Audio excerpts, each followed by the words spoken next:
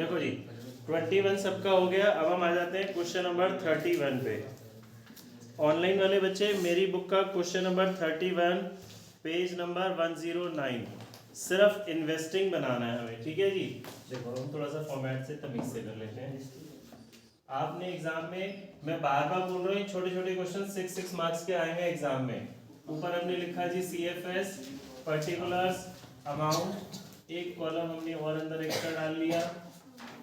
और यहाँ पे सबसे पहले क्या लिखेंगे जी, cash flow from investing activity, ठीक है जी। इन्वेस्टिंग के लिए याद करो, जो बच्चे चिराग कहाँ खोया हुआ है, जो बच्चे पहली बारी पढ़ रहे हैं, मैंने आपको लास्ट क्लास में 2 वर्ड्स याद कराए थे, नॉन करंट एसेट्स और फिक्स्ड एसेट्स। ये इन्वेस्टिंग में जाते हैं। यहाँ पे लिखा है investment in shares of मीको limited. आपने शेयर्स में इन्वेस्टमेंट की, इन्वेस्टिंग एक्टिविटी है।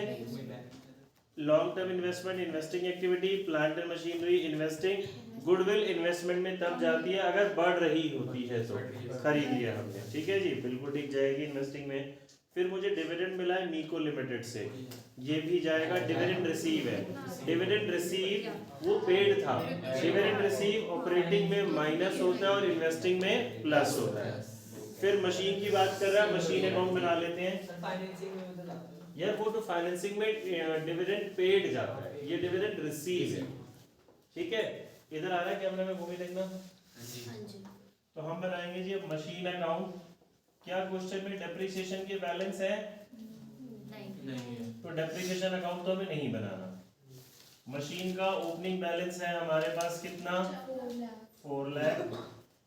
क्लोजिंग बैलेंस कितना है? 6 लाख। मशीन जिसकी कॉस्ट 50 थी, जिसपे डेप्रिसिएशन 15, कितने की रह गई? 35। 35 की चीज आपने 40 में बेची।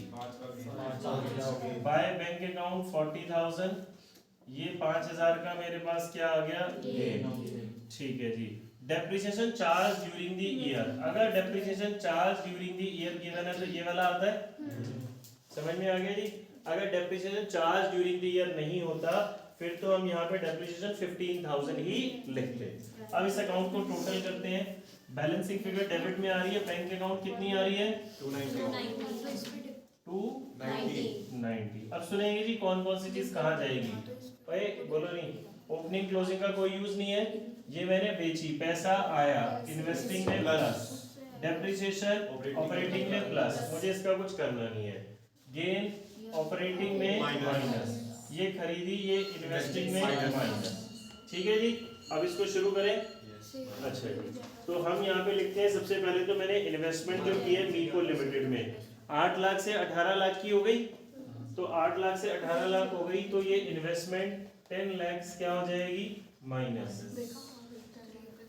मैंने इन्वेस्टमेंट की मीको लिमिटेड में, पैसा इन्वेस्ट किया, लॉन्ग टर्म इन्वेस्टमेंट डिक्रीज हो रही है, तो ये सेल की, पैसा आया 3,50,000 हो गया प्लस। प्लांट एंड मशीनरी से ये वाली फिगर जाएगी, 40,000 प्लस होगा प्लांट एंड मशीनरी से, और 290 क्या होगा? माइनस। 290 क्या हो गया जी हमारा? माइनस। अच्छा, फिर गुडविल, गुडविल इंक्रीज हो रही है कितनी? 80, ये माइनस। इतना बच्चों ने कर लिया बट आंसर नहीं आ रहा। क्यों नहीं आ रहा? आप देखो इन्वेस्टमेंट के साथ 12% लिखा है, मैंने कल ही सिखाया था आपको, डिवेंचर के ऊपर इंटरेस्ट देते हैं तो इन्वेस्टमेंट के ऊपर इंटरेस्ट मिलेगा। ये जो इंटरेस्ट मिल रहा है, इंटरेस्ट रिसीव हो गया, ऑपरेटिंग में माइनस और इन्वेस्टिंग में प्लस। ऑपरेटिंग में मैंने याद कराया था ड्रिप, DRIP, आई हो गया ना, इंटरेस्ट रिसीव। अच्छा, अब ये क्वेश्चन साइलेंट है, तो इंटरेस्ट कौन से बैलेंस पे निकालोगे? ओपनिंग पे। ओपनिंग 5 लाख का 12%, 60,000 इंटरेस्ट रिसीव प्लस हो गया।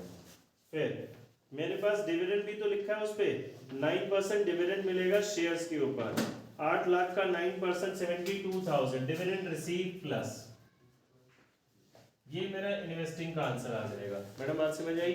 अब इसको मैं टोटल करूंगा, पॉजिटिव आएगा तो कैश फ्लो फ्रॉम, नेगेटिव आएगा तो कैश यूज्ड। 60,000 है इंटरेस्ट रिसीव,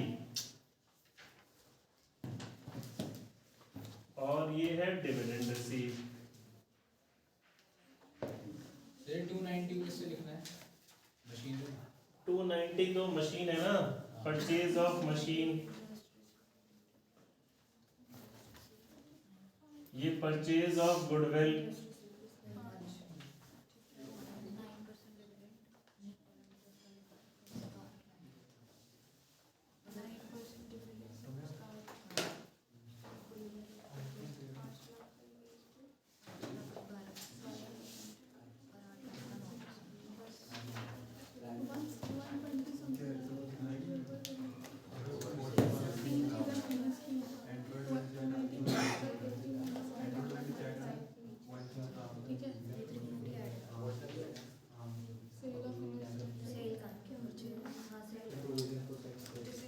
देखो जी मेरे वाली बुक का क्वेश्चन नंबर 70, आवाज नहीं करेगा कोई, मैं पहले सुनो,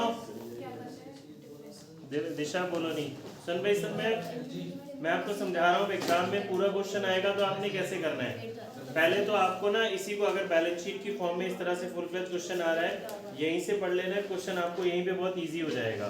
कैसे, आप मेरी बात ध्यान से समझेंगे। हमने पहले क्या देखा, जिन बच्चों को बिल्कुल भी नहीं आता उनके हिसाब से समझा रहा हूँ, 3 एक्टिविटीज थी, ऑपरेटिंग, इन्वेस्टिंग और फाइनेंसिंग। आपने जब ये बैलेंस शीट रीड करेंगे तो क्वेश्चन पहले ही अपना इजी कर लेना है। इसके लिए मैंने देखा था जी इसमें क्या जानी थी, नॉन करंट एसेट्स और इन्वेस्टमेंट्स, यहाँ पे शेयर्स, डिबेंचर्स और लोन्स। बेसिकली ये यहाँ पे मेरी नॉन करंट लायबिलिटी जाएगी, यहाँ पे नॉन करंट एसेट्स। तो मेरा काम वैसे ही बहुत आसान हो गया, फिर मुझे सिर्फ क्या चेक करना है कि ये इनफ्लो है या आउटफ्लो है। हम यहीं से चेक करते हुए चलते हैं, शुरुआत से देखो आपका काम इजी रहेगा।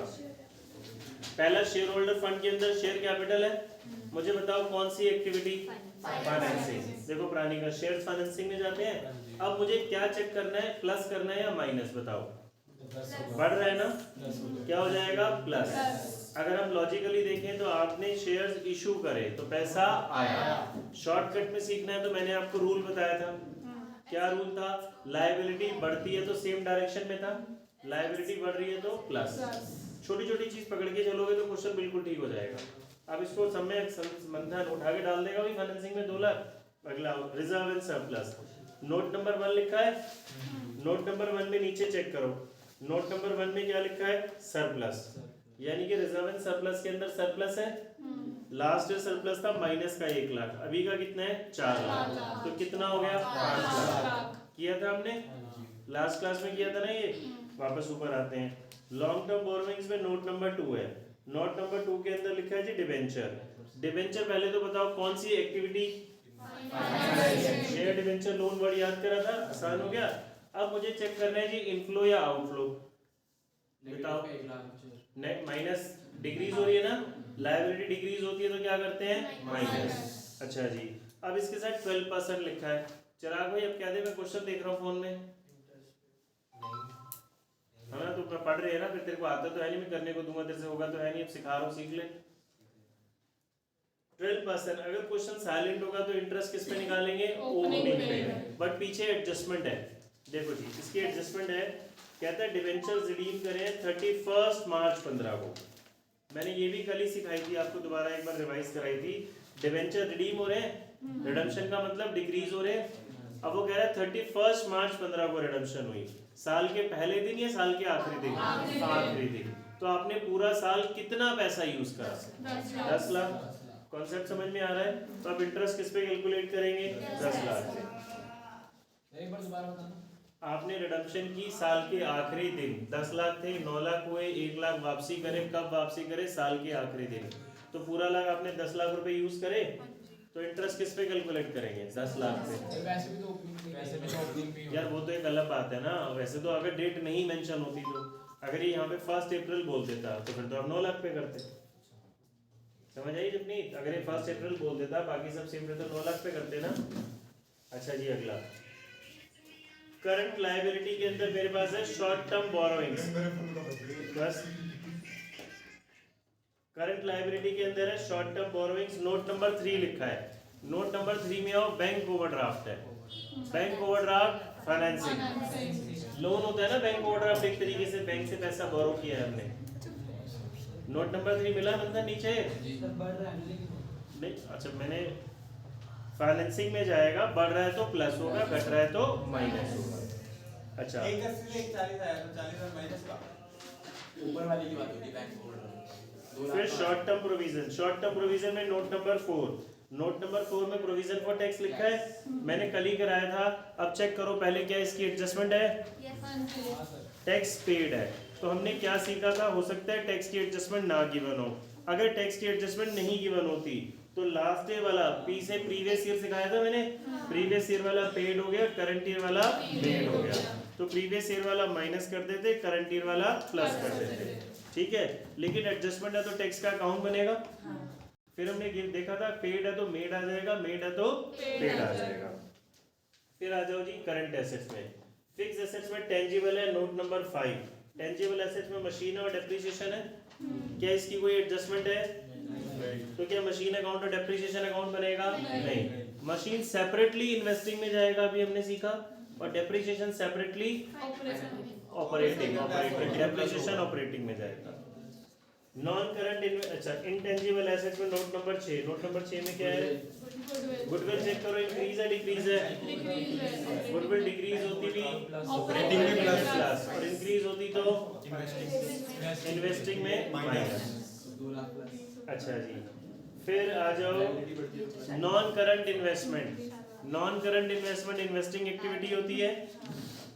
Current investment cash and cash equivalents, inventories operating, और कैश इक्विवेलेंट्स तो होता ही कैश और कैश इक्विवेलेंट है। ठीक है जी, करना शुरू करते हैं। सबसे पहले हम इसके अकाउंट बना लेते हैं। इस क्वेश्चन में एक ही अकाउंट बनेगा, टैक्स अकाउंट। इधर आ रहा है कैमरा में देखना।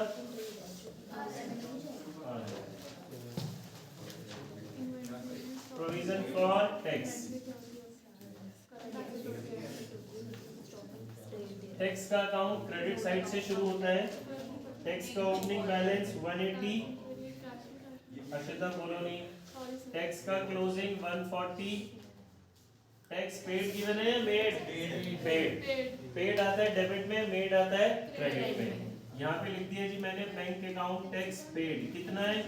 140 ना पीछे एडजस्टमेंट में 140 ही है, 280। तो ये बैलेंसिंग फिगर क्या आ गई? 1 लाख। ये आ गया हमारा मेड, ये आ गया हमारा मेड। इसका एग्जैक्ट नाम होता है स्टेटमेंट ऑफ P&L। ये ऑपरेटिंग में प्लस और ये ऑपरेटिंग में माइनस। और तो अकाउंट बनेगा नहीं। जो पेड वाला है ये माइनस होता है ना, और ये वाला प्लस होता है। ठीक है जी, एनपीबीटी करेंगे उसमें। आ रहा है एनपीबीटी। देखो अब वर्किंग नोट्स में एनपीबीटी भी निकालेंगे। एनपीबीटी में सबसे पहले क्या लिखते हैं? सरप्लस। सरप्लस कितना लिखा? 5 लाख। इसमें कितनी चीजें प्लस करते हैं? 4। ठीक है भाई, ये याद करो, बिना देख देख के करोगे तो होगा। Provision for tax, proposed dividend, interim dividend and general reserve. Proposed dividend नहीं है, इंटरिम डिविडेंड नहीं है, जनरल रिजर्व नहीं है। Provision for tax made plus होता है, MAD, दिस वन 1 लाख।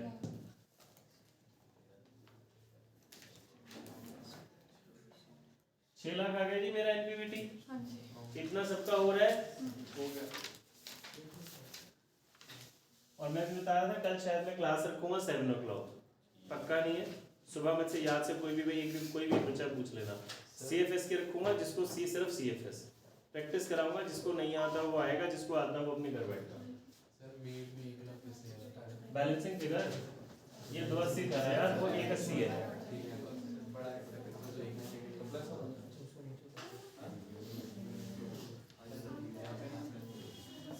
देखो जी, प्राणिका मंथन सम्यक तुम्हारे लिए स्पेशली नहीं, तुम्हें ज्यादा दिक्कत है। पर्टिकुलर्स अमाउंट इस तरह से हमने बड़ा फॉर्मेट बनाया। अब सबसे पहले कौन सी एक्टिविटी आती है? ऑपरेटिंग। अगर पूरा क्वेश्चन करना है और आपने एक्टिविटीज का ऑर्डर चेंज कर दिया तो यू विल गेट 0। तो सबसे पहले मेरे पास क्या है? योग फ्रॉम। ठीक है जी, सबसे पहले क्या लिखते हैं? एनपीबीटी। ये फॉर्मेट आप अपने बेशक रजिस्टर में, बुक में खोल के रख सकते हैं। एनपीबीटी हमने निकाला था जी 6 लाख। फॉर्मेट समझ में आना जरूरी है। फिर हमने हेडिंग देनी है एट एक्सपेंसेस। इसके अंदर लॉसेस प्लस करने हैं, जैसे कि गुडविल रिटर्न ऑफ है, 100 गुडविल डिक्रीज हो रही है 100 कितनी 20,000 20,000। लॉस ऑन सेल है कोई नहीं। इंटरेस्ट पेड है, डिबेंचर में इंटरेस्ट है। इंटरेस्ट हमने देखा था डिविडेंड किस पे निकालेंगे, ओपनिंग पे, तो 1,20,000 आ गया इंटरेस्ट। इंटरेस्ट ऑन डिबेंचर्स 1,20, ठीक है। 10 लाख का 12% 1,20 ही तो आएगा। फिर डेप्रिसिएशन 198 1,98,000, ठीक है। समझ आ रहा है, पानी का मिसाल है समझ, अच्छा जी। फिर बस और कुछ नहीं है। फिर माइनस का ड्रिप, माइनस की कोई आइटम है, dividend receive, rent receive, interest receive, gain on sale, कुछ भी नहीं है। तो जो इनको प्लस करके आएगा उसे बोलेंगे operating profit before working capital changes. अब बिफोर वर्किंग कैपिटल चेंजेस है तो मैं क्या लिखूंगा, सीए और सीएल। तो यहाँ पे वही रूल जो हमने पढ़ा था एसेट्स और लायबिलिटी का, decrease in current assets and increase in current liabilities, less. आ जाओ जी, करंट एसेट्स ऊपर करंट लायबिलिटी से शुरुआत करते हैं। शॉर्ट टर्म बोरोइंग्स, इसमें देखो सुनो मेरी बात ध्यान से, है तो करंट लायबिलिटी में, बट उसके अंदर नोट्स में लिखा है बैंक ओवरड्राफ्ट। बैंक ओवरड्राफ्ट ये नहीं आता फाइनेंसिंग में। शॉर्ट टर्म प्रोविजन में टैक्स है, वो यहाँ नहीं आता। अब रह गई जी करंट एसेट्स। करंट इन्वेस्टमेंट में करंट इन्वेस्टमेंट भी नहीं आती यहाँ पे करंट एसेट्स के अंदर। कैश और कैश इक्विवेलेंट, सिर्फ क्या रह गया, इन्वेंट्री। इन्वेंट्री में नोट नंबर 7 लिखा है स्टॉक। तो इंक्रीज हो रहा है, एसेट बढ़ रही है तो माइनस, कितना आएगा,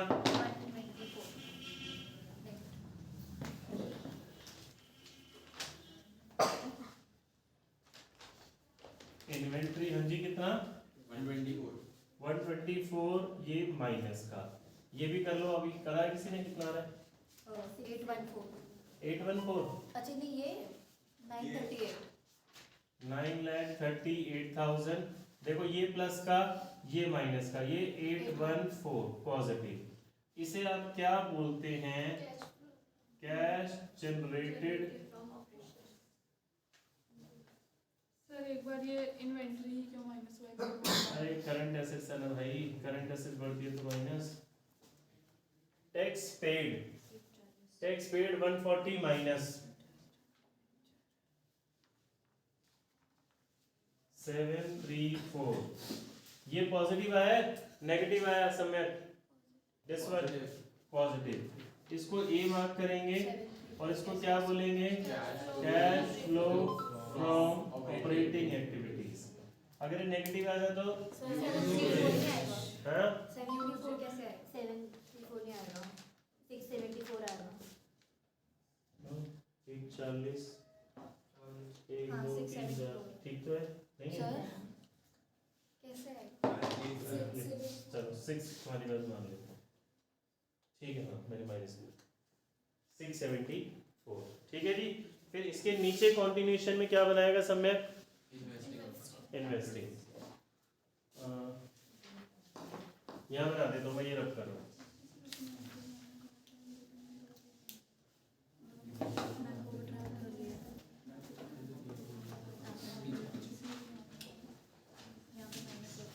तो हमने यहाँ पे लिखा है जी cash flow from investing activities.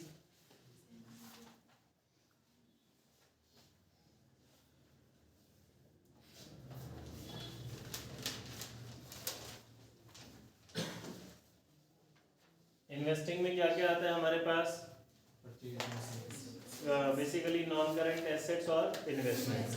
क्या मुझे इन्वेस्टिंग एक्टिविटी बनाने के लिए लायबिलिटी साइड में झांकने की जरूरत है, नहीं सिर्फ एसेट साइड पे फोकस करना है। एसेट साइड में टेंजिबल एसेट्स में है जी मशीनरी बढ़ रही है, तो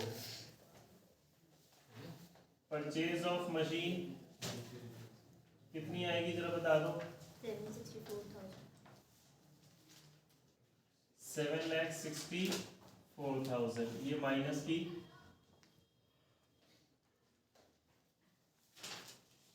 नॉन करंट इन्वेस्टमेंट भी बढ़ रही है, नॉन करंट इन्वेस्टमेंट 50,000 से बढ़ रही है माइनस, और तो कुछ है नहीं।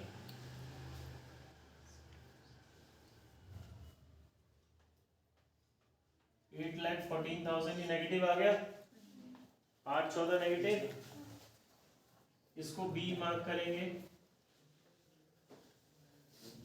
Cash used in investing activities, ठीक है जी, कैश यूज्ड इन इन्वेस्टिंग। इसके बाद आप कौन सी एक्टिविटी बनाते हैं? फाइनेंसिंग। आप पूरा लिखेंगे cash flow from financing. Financing में क्या क्या लिखते हैं आप? शेयर, डिवेंचर और लोन। शेयर, डिवेंचर और लोन। शेयर्स के अंदर सबसे पहले शेयर्स था, सर वो क्या है? इन्वेस्टिंग इन द सेकंड में purchase of non current investment. Issue of shares 2 lakh, reserve and surplus आएगा नहीं। फिर redemption of debentures, redemption of debentures 1 lakh minus का। इंटरेस्ट ऑन डिवेंचर्स कितना निकाला था? 21 माइनस का। बैंक ओवरड्राफ्ट बढ़ रहा है 2 लाख प्लस का। खाली कॉपी नहीं करना है, समझ के करना है। 2 2 4, 4 में से 2 20 गए, 180 पॉजिटिव।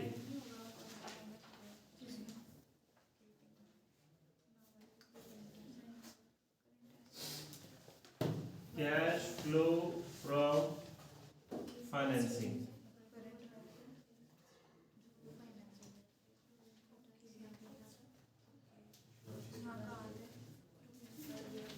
भाई 2 मिनट इधर देखो, रानी का सम्यक बंधन पेन छोड़ो, 2 मिनट इधर देखोगे जी, मेरी बात ध्यान से समझेंगे।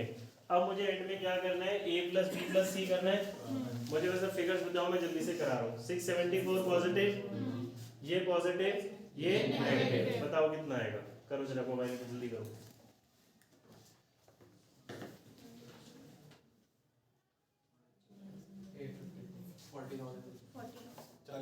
चालीस हजार पॉजिटिव नेगेटिव पॉजिटिव। इसको आप क्या बोलेंगे? मैं लिख नहीं रहा। Net increase in cash and cash equivalents. इसमें ओपनिंग बैलेंस ऑफ कैश और कैश इक्विवेलेंट्स का प्लस करते हैं। बुक में देखो, करंट इन्वेस्टमेंट का ओपनिंग कितना है? 120। कैश इक्विवेलेंट्स का ओपनिंग कितना है? 120। ये दोनों कैश और कैश इक्विवेलेंट्स है ना, ठीक है प्राणी का? ये दोनों वन करंट इन्वेस्टमेंट और कैश एंड कैश इक्विवेलेंट्स। तो 120 और 120 कितना हो गया? 240। मैंने इसमें ओपनिंग ऐड किया 40 में, तो ये कितना आ गया? 280। अब क्लोजिंग चेक करो, क्या 280 आ रहा है? करंट इन्वेस्टमेंट है 1 लाख, कैश और कैश इक्विवेलेंट्स है 180, टोटल 280 आ गया। मैच करा। समझ में आई बात कुछ? पक्का? जल्दी करो इसको। सर मैं कोई बार बोलूं, खाली कॉपी नहीं करना, मैं बार बार कह रहा हूँ, समझ के करना है। इश्यू ऑफ के नीचे आपने redemption of debenture, redemption of debenture कहां पर है? क्वेश्चन नहीं गिवन है ना, नीचे नोट्स में गिवन नहीं है। डिबेंचर डिक्रीज हो रहे हैं। आज 10 लाख से 9 लाख आया है। हाँ, तो रिडम्पशन ही तो हुई, रिडम्पशन ही तो हुई ना, डिक्रीज हुए।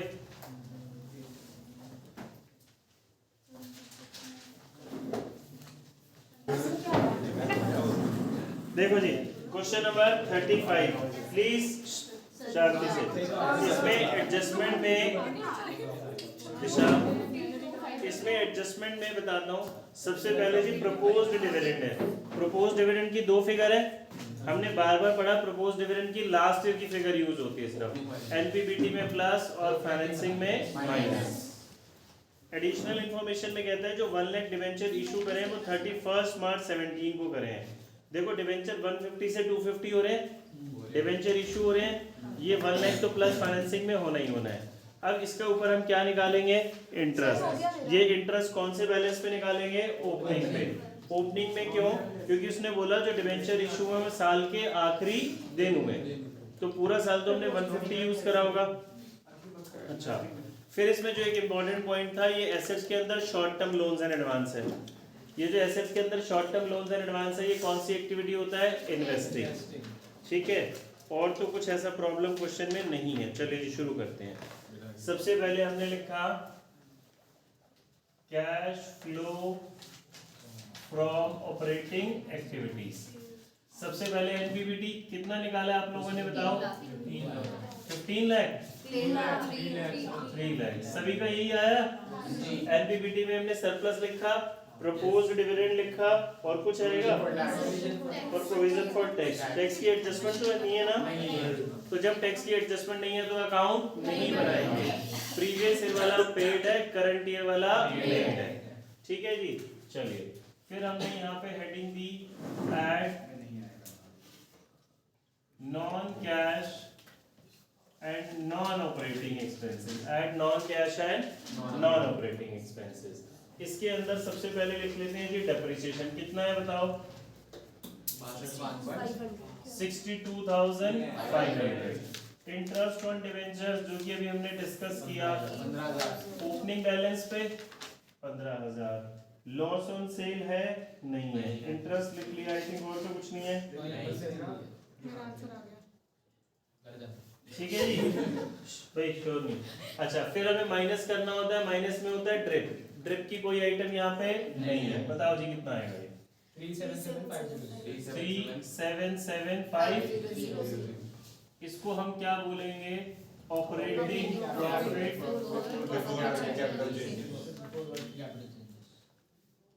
Before working capital changes. अब हमें लिखना है सीए और CL. Decrease in current assets and increase in current liabilities. कुछ नहीं है, कोई गल नहीं, लिख लेते हैं। देखो जी, करंट लायबिलिटीज के अंदर शॉर्ट टर्म बोरोइंग्स और प्रोविजन है। शॉर्ट टर्म बोरोइंग्स में तो बैंक ओवरड्राफ्ट है, वो फाइनेंसिंग है। शॉर्ट टर्म प्रोविजन में टैक्स है, वो यहाँ नहीं आएगा। करंट एसेट्स के अंदर एक ही है जी ट्रेड रिसीवेबल। ट्रेड रिसीवेबल बढ़ रहा है तो क्या हो जाएगा? माइनस। कितना? 50,000 माइनस। ये कितना आएगा? 327,500। इसको बोलेंगे कैश जनरेटेड फ्रॉम ऑपरेशंस। इसमें से tax paid minus previous year का टैक्स कितना है? 75,000 माइनस। बताओ जी कितना आया? 252,500। पॉजिटिव या नेगेटिव? तो कैश फ्लो या कैश यूज्ड? Cash flow. इसको ए मार्क करते हैं। Cash flow from operating activities.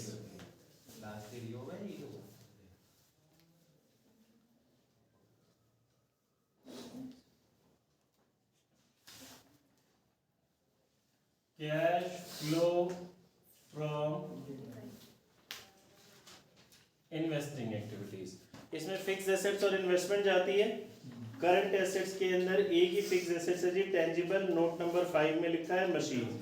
Machine increase हो रही है यानी कि खरीदी, दैट मींस माइनस।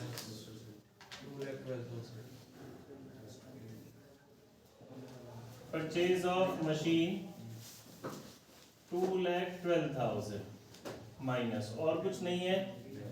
लाइन डालेंगे, यही मेरा इन्वेस्टिंग का आंसर। इसको बी नहीं मार्क सर, एक करेंगे। और चीज है। और शॉर्ट टर्म लोन्स भी तो है, short term loan and advance भी है। प्लस वो इंक्रीज हो रहा है, डिक्रीज? इंक्रीज होने का मतलब हमने लोन दिया, पैसे गए। Increase in short term loan कितना है? 1 लाख माइनस का। 3,12,000 माइनस का। इसको मार्क करेंगे B. Cash used in investing activities. ठीक है जी। अगली हमें कौन सी बनानी है? फाइनेंसिंग।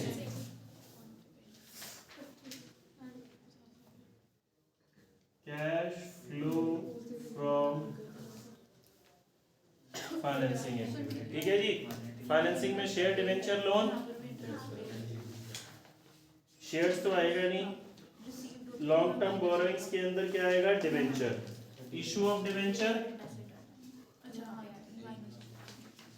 डिवेंचर 1 लाख रुपए से बढ़ रहे हैं, डिवेंचर का इंटरेस्ट माइनस होगा, प्रपोज्ड डिविडेंड माइनस होगा,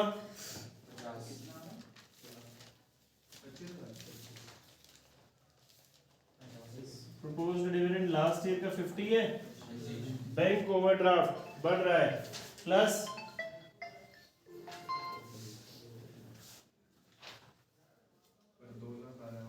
बैंक ओवरड्राफ्ट कितना?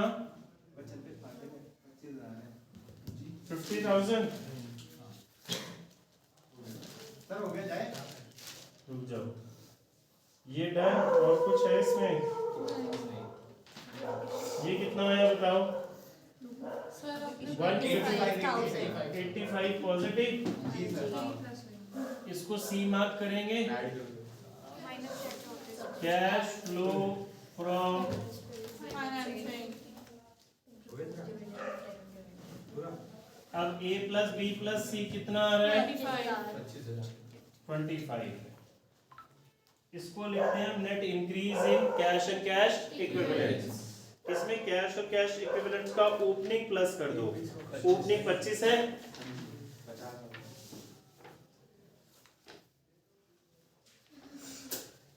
$50 आ गया। कोई डाउट? पक्का? किसी को डाउट है तो पूछ लो। चले आगे। अच्छा जी, कैश फ्लो आप घर से प्रैक्टिस कर लेना और मैं कल कोशिश करूंगा क्लास लेने की। मैं टीटीएस में भी आजकल मेरे पास थोड़ी सी क्लास कम हुई है, तो मैं सैटरडे भी शायद कोशिश करूंगा लेने की। एग्ज़ाम शुरू हो गए ना तो बच्चे थोड़े थोड़े से कम आ रहे हैं, तो वो मैं कैश फ्लो के लिए टाइम बता दूंगा कल, याद से मुझसे पूछ लेंगे। और परसों टेस्ट है।